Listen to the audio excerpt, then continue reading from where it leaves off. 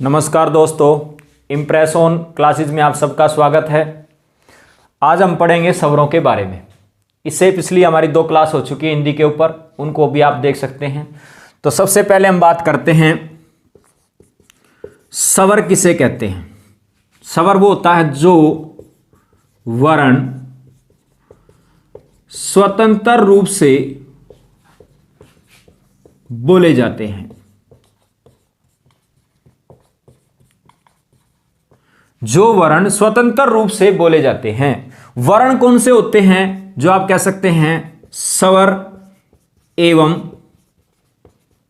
व्यंजन के मेल से बनते हैं, उन्हें क्या कहा जाता है? उन्हें कहा जाता है वर्ण। ठीक है, तो स्वर की परिभाषा क्या होगी? जो वर्ण स्वतंत्र रूप से बोले जाते हैं उन्हें क्या कहा जाता है? स्वर कहा जाता है। अगर बात की जाए स्वर जो हैं वो कौन कौन से हैं, जैसे ए, आ, ई, बड्डी ई, उसके बाद छोटा ऊ, बड्डा ऊ, उसके बाद री, ए, आई, ओ, औ। यानी आप कह सकते हैं इनकी संख्या कितनी होगी? 11। यानी आप कह सकते हैं इनकी संख्या कितनी है? 11। उच्चारण के आधार पर अगर संख्या पूछी जाए तो इनकी संख्या हो जाएगी 10, क्योंकि री को उच्चारण के आधार पर हम नहीं बोलते, तो इनकी संख्या कितनी हो जाती है? 10। और लिखित आधार पर अगर पूछी जाए तो इनकी संख्या हो जाती 11 + 2 यानी 13। इसके अंदर अंग और अह, यानी आप कह सकते हैं इसमें अनुस्वार और विसर्ग को भी शामिल किया जाता है। तो इस प्रकार से इनकी संख्या कितनी हो जाती है? 13 हो जाती है। तो उच्चारण के आधार पर 10 होंगे, लिखित आधार पर होंगे इनकी संख्या 13। इसके बाद अगर हम बात करें कि स्वरों का जो वर्गीकरण है वो कई रूपों में किया गया है। जैसे आप बात करेंगे स्वरों का वर्गीकरण,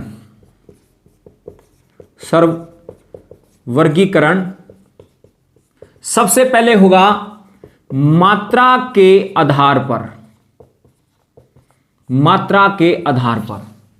सबसे पहले हम बात करते हैं ह्रस्व स्वर। ये वो स्वर होते हैं जिनको बोलने बहुत कम समय लगता है, जैसे ए, इसके बाद ई, इसके बाद ऊ, उसके बाद री। इनकी संख्या कितनी हो जाएगी? 4।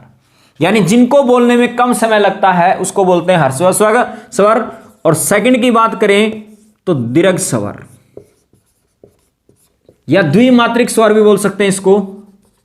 द्विमात्रिक स्वर भी कहा जाता है, जैसे आ, उसके बाद बड्डी ई, उसके बाद बड्डा ऊ, उसके बाद ओ, उसके बाद औ, उसके बाद अगर बात की जाए ए, उसके बाद बात की जाए आई। तो 1 2 3 4 5 6 7, तो इनकी संख्या कितनी हो जाएगी? 7। और अगर बात की जाए प्लुत स्वर, ये वो स्वर होते हैं जिनमें ह्रस्व स्वर और दीर्घ स्वर की अपेक्षा ज्यादा समय लगता है, जैसे ओम। तो इस प्रकार से मात्रा के आधार पर स्वरों को 3 भागों में बांटा गया: ह्रस्व स्वर, दीर्घ स्वर और प्लुत स्वर। इसके बाद अगर बात करें, फिर हम बांटते हैं इनको जीव के आधार पर।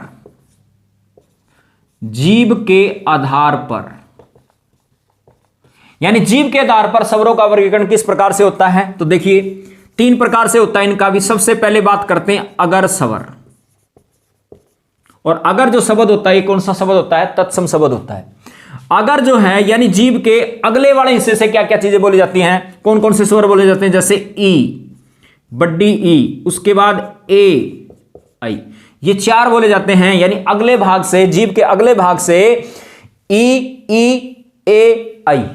उसके बाद बात की जाए मध्य स्वर, या इसको बोल सकते हैं उदासीन सवर। तो ये कौन सा हो जाएगा आपका, ये हो जाएगा ए, जो मध्य से बोला जाता है। इसके बाद अगर बात की जाए पश सवर, या जीभ के पिछले हिस्से से कौन से बोले जाते हैं, जैसे आ। उसके बाद अगर बात की जाए तो ऊ, उसके बाद ऊ, उसके बाद ओ, उसके बाद औ, उसके बाद आप कह सकते हैं आ, ये वाला भी। तो इस प्रकार से ये पिछले वाले भाग से, जीभ के पिछले वाले हिस्से से बोले जाते हैं, इसलिए इनको बोलते हैं पश्च सवर। इसके बाद अगर बात करें स्वरों के वर्गीकरण में आगे, तो हम बात करते हैं जाति के आधार पर स्वरों का वर्गीकरण। जाति के आधार पर स्वरों का वर्गीकरण, जैसे सजातीय स्वर, यानी जिसका संबंध अपनी ही जाति से हो। जैसे आप बोल सकते हैं ए प्लस ए क्या बनेगा, आ बनेगा। ई प्लस ई बात की जाए तो क्या बनेगा, बड्डी ई बनेगी। ऊ प्लस ऊ क्या बनेगा, बड्डा ऊ बनेगा। यानी अपनी जाति के साथ इनका संबंध है। और दूसरे अगर बात की जाए तो कौन से होते हैं, विजातीय स्वर। विजातीय स्वर जैसे ए, ऐ, ओ, औ। इनमें क्या होता है, देखो ए को हम सबसे पहले इनमें ए को काउंट करेंगे हम, यानी इसमें हम क्या करेंगे, ई को जोड़ेंगे तो क्या बनेगा, ए बनेगा। इसमें अगर हम बात करेंगे ए को जोड़ेंगे तो आई बनेगा। उसके बाद ऊ को शामिल करेंगे तो क्या बनेगा, ओ बनेगा। और इसमें ओ को शामिल करेंगे तो क्या बनेगा, औ बनेगा। तो ये क्या हो जाएंगे, विजातीय स्वर। और ये भी ध्यान रखना है, ये 4 संयुक्त स्वर भी हैं।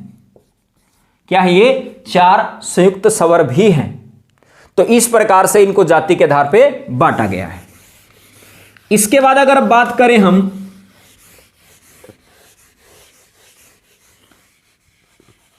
ओष्ठ के आधार पर, ओष्ठ के आधार पर स्वरों का वर्गीकरण, जैसे वृत्तामुखी स्वर, यानी जिसमें होठ क्या हो, गोल हो। जैसे ऊ, ओ, औ। इसके बाद अवृत्तीय मुख स्वर, जिसमें होठ गोल ना हो। जैसे ए है, आ, उसके बाद ई, उसके बाद ए, आई, और उसके बाद री। तो ये कौन से हो जाएंगे, अवृत्तीय मुख स्वर हो जाएंगे। यानी जिसमें मुख गोल नहीं होगा तो वो कौन से होंगे, ए, आ, ई, ए, री। और वृत्तमुखी कौन से होंगे, जिसमें होठ गोल होंगे हमारे, यानी ऊ, ओ। इस प्रकार से वृत्तामुखी हो जाएंगे। इसके बाद अगर बात की जाए, इसके बाद आता मुख के आधार पर। मुख के आधार पर, यानी मुख के आधार पर कैसे बोले जाते हैं, जैसे आपने नाम सुना होगा संवृत्त स्वर। एक आपने नाम सुना होगा अर्ध संवृत्त स्वर। एक सुना होगा विवृत स्वर। और एक सुना होगा अर्ध विवृत स्वर। देखो ये क्या होते हैं, विवृत संवृत्त का मतलब जो बिल्कुल ही बंद हो, यानी जिसमें मुख बिल्कुल बंद हो जाए, तो उसमें कौन कौन से हो जाएंगे, ई, उसके बाद ऊ। उसके बाद अर्धसंवृत्त में कौन से हो जाएंगे, ए और ओ। विवर्त में कौन सा हो जाएगा, जिसमें बिल्कुल आप कह सकते खुला हो जाएगा, जिसमें मुंह बिल्कुल खुला हो जाएगा, तो उसमें कौन सा हो जाएगा, आ। अर्धविवर्त में कौन कौन से हो जाएंगे, जैसे ए, उसके बाद आपका हो जाएगा ए, उसके बाद ओ, और उसके बाद अगर बात की जाए आ। ये सब किस में हो जाएंगे, अर्धविवर्त में हो जाएंगे। तो यहां से आपसे क्वेश्चन पूछा जाएगा संवृत स्वर कौन कौन से होंगे, तो ई उ, जिसमें आप कह सकते हैं मुख बंद होगा। और अगर बात की जाए अर्धसंवृत कौन से होंगे, जिसमें ए ओ होगा। और विवर्त स्वर कौन से होंगे, जिसमें आप कह सकते हैं मुंह बिल्कुल खुला होगा, तो वो कौन सा होगा, आ। और अर्धविवर्त कौन से स्वर होंगे, ए ओ आ। ठीक है,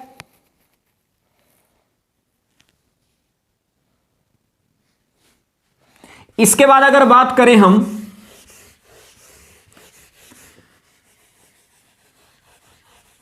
स्वरों के वर्गीकरण में ही बात करते हैं हम। एक आपने नाम सुना होगा स्वर के बारे में, निर्नुनासिक। यानी ये वो स्वर होते हैं जिनमें आप कह सकते हैं, ये वो स्वर होते हैं जो आप कह सकते हैं जिनमें मुख के द्वारा हवा निकले, मुख के द्वारा हवा निकले। यानी ऐसे स्वर जिनमें हवा मुख से निकले, तो कौन से होंगे वो, ए, ई और उ, ये तीन हो जाएंगे। और एक होता है अनुनासिक, अनुनासिक स्वर।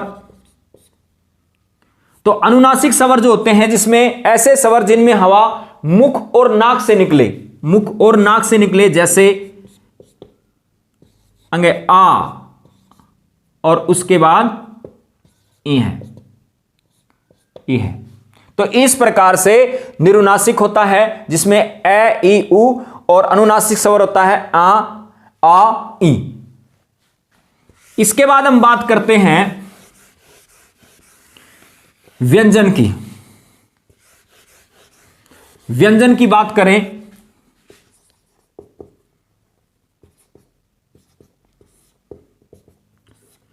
ये वो वर्ण होते हैं जो स्वरों की सहायता से बोले जाते हैं। ये वे वर्ण होते हैं जो स्वरों की सहायता से बोले जाते हैं, स्वरों की सहायता से बोले जाते हैं। अगर व्यंजन की बात की जाए तो व्यंजन कितने प्रकार के होते हैं, 3 प्रकार के होते हैं। एक तो आप बात करें स्पर्श व्यंजन, दूसरे अगर बात की जाए तो अंतस्थ व्यंजन, और एक अगर बात की जाए तो ऊष्म व्यंजन। ठीक है, स्पर्श व्यंजन जिसमें आप कह सकते हैं कोई भी वर्ण स्पर्श करके निकले, जीवा से स्पर्श करके निकले। अंतस्थ व्यंजन वे होते हैं जिसमें आप कह सकते हैं कोई भी वर्ण जो होता है या कोई भी व्यंजन जो होता है वो आप कह सकते हैं बिल्कुल सीधा निकल जाए, जिसमें कोई भी अड़चन पैदा ना हो। और ऊष्म व्यंजन वो होते हैं जो बोलते समय जिसमें आप कह सकते हैं हवा, गर्म हवा बाहर निकले। जैसे हम बात करते हैं यहां पर सबसे पहले स्पर्श व्यंजनों की। इसमें क्या होता है, कंठ, उसके बाद तालव, तालव्य, उसके बाद मूर्धन्य,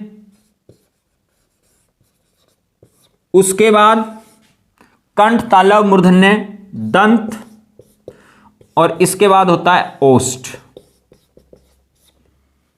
ठीक है, इस कंठ वाले में कौन से आएंगे, कै वर्ग आएगा पूरा का पूरा, कै वर्ग। और इसके साथ एक ट्रिक याद रखना, विवाह, यानी विवाह से वी से क्या हो जाएगा, विसर्ग, विसर्ग हो जाएंगे। और इसके अंदर ए भी आएगा, आ भी आएगा और है भी आएगा। तो इस प्रकार से कै वर्ग के अंदर या कंठ के अंदर कौन कौन से आएंगे, पूरा का पूरा कै वर्ग आएगा, और साथ में ए, आ, है और विसर्ग भी आएंगे। तालों में कौन से आएंगे, तालों में आएगा आपका चय वर्ग, चय वर्ग। इसके साथ में एक शब्द और याद रखना, ईयस। ईयस का मतलब क्या होगा, यानी छोटी ई, बड़ी ई, य और स, यानी ये सब इसके अंदर शामिल किए जाएंगे। पूछा जाएगा तालों में कौन सा वर्ग आएगा, तो च वर्ग आएगा, साथ में छोटी ई, बड़ी ई, य और स भी आएगा। इसके बाद ट वर्ग, ट वर्ग में इसके साथ कौन कौन से आएंगे, ऋषि शब्द याद रखना, ऋषि यानी री, उसके बाद र और स, ये भी आएंगे। इसके बाद तय वर्ग, तय वर्ग में इसके साथ कौन कौन से आएंगे, इसमें आपके आएंगे लास, ये शब्द याद रखना, यानी ल, स और ज, ये वाला शब्द याद रखना, ये भी शामिल होंगे।